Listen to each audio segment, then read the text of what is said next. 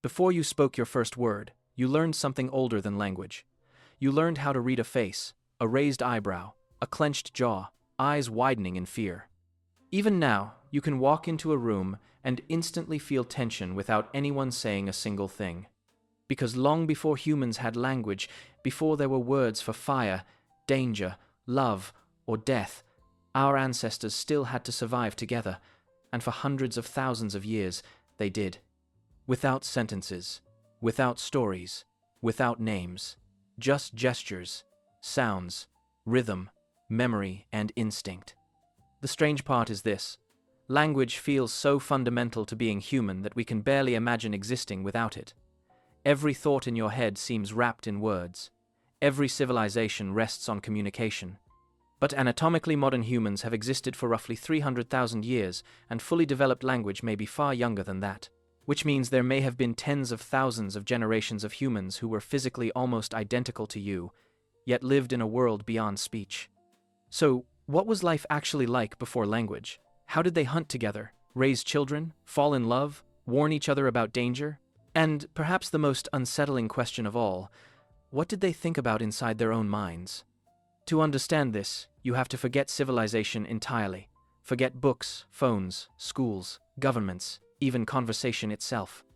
Imagine standing on an African plain 200,000 years ago as the sun disappears below the horizon. Your group is gathered near a fire. Somewhere in the darkness, predators are moving. A child begins to cry. Someone points toward the trees. Another imitates the sound of an animal. Everyone immediately understands. No words, no grammar, just meaning. Because language is not the same thing as communication, and humans were communicating long before they were speaking. In fact, your body is still carrying remnants of that older world. Around 70% of human communication today is estimated to be nonverbal. Tone of voice, facial expression, posture, eye contact.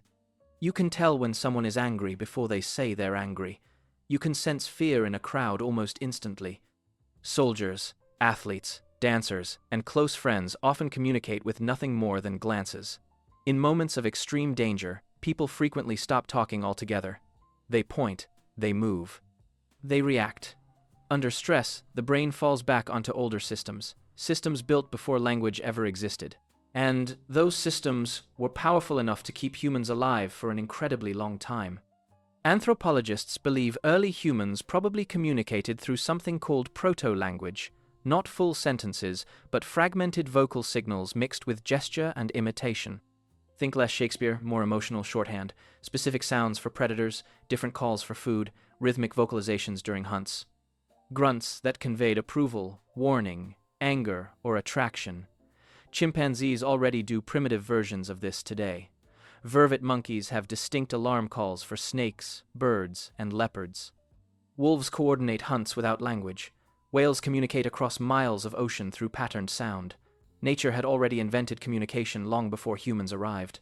But humans pushed it further, because at some point, communication stopped being only reactive. It became imaginative. And that may have changed everything. One of the biggest mysteries in human evolution is something called behavioral modernity. Around 50,000 to 100,000 years ago, humans suddenly began creating symbolic culture on a massive scale. Cave paintings, jewelry, ritual burials, musical instruments, abstract carvings. For hundreds of thousands of years, stone tools had changed very slowly. Then suddenly, humans exploded into art, ritual, and invention. Something happened inside the human mind. Many scientists believe language was the trigger. Because language does something extraordinary. It allows one mind to upload an idea into another mind. Not just information about the present moment, but imaginary worlds, future plans, myths, explanations, rules. Language allows humans to cooperate at scales no other species can approach because it lets us share things that do not physically exist. Nations, gods, laws, money, history. None of these are tangible objects. They are shared fictions held together by words. But before that threshold was crossed, humans may have lived in a radically different psychological reality. Imagine trying to explain tomorrow without language, or grief, or memory, or identity. You could point to a wound, you could imitate an animal, but could you describe a dream? Could you explain why the stars move? Could you tell a child about an ancestor who died before they were born? Without language, knowledge becomes trapped inside the present moment. Experience dies with the person who lived it. And this may be why language became humanity's greatest evolutionary weapon. Not sharper claws, not speed, not strength. Collective memory. A lion can teach its cubs how to hunt, but humans could eventually teach people they would never meet.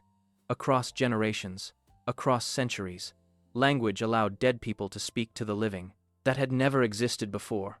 But there's another possibility here, one even stranger. What if humans before language experienced consciousness differently than we do now? Modern humans think largely in words. Psychologists call this inner speech. There is a constant narration running through your mind almost every waking moment. You describe your experiences to yourself continuously. But studies have found that not everyone experiences thought this way. Some people think primarily in images, others in abstract emotional structures. Some report almost no internal monologue at all, which raises an unsettling possibility. Early humans may not have experienced the self the way you do. Without language, there may have been less distinction between sensation and interpretation, less narrative identity, less internal storytelling. Consciousness may have been more immediate, more sensory, more embedded in the present moment, not because early humans were less intelligent, but because language reshapes perception itself. The moment you learn words, reality begins organizing into categories: tree, river, enemy, friend, past, future, self. Words do not simply describe reality, they structure it. And once humans crossed that threshold, there was no going back. You can actually see traces of this transition in children. Before children fully acquire language, their experience of the world is radically different. Developmental psychologists have observed that infants perceive time, objects, and even selfhood differently before language solidifies those concepts. A baby does not think in sentences. It experiences directly. Emotion first, language later. In a sense, every human being briefly revisits the pre-linguistic world at the beginning of life. Then words arrive, and the world changes forever. But language came with a cost, because the moment humans could describe the future, they could fear it. The moment humans could remember the past in detail, they could regret it. The moment humans could define themselves, they could feel shame, anxiety, rumination, existential dread. These may all be side effects of the same system that gave us civilization. A deer can feel fear, but it probably cannot lie awake replaying an argument from 3 years ago. Language made humans more than animals, but it may also have made us psychologically divided from the present moment for the first time in evolutionary history. And yet we still return to the older world constantly. Music bypasses language. So does dance. So does grief. Lovers stare at each other silently because some emotions feel too large for words. Crowds move as one without speaking. Soldiers in combat often communicate through instinctive understanding rather than conversation. Meditation practices across cultures aim to quiet inner speech entirely. Even today, many people describe their deepest moments, birth, death, or trauma, as impossible to fully put into words. Because beneath language, the older human is still there. The one who understood rhythm before explanation, the one who read emotion before grammar, the one who sat beside the fire listening to breath, movement, wind, and silence long before anyone had words for them. For hundreds of thousands of years, your ancestors survived in that world.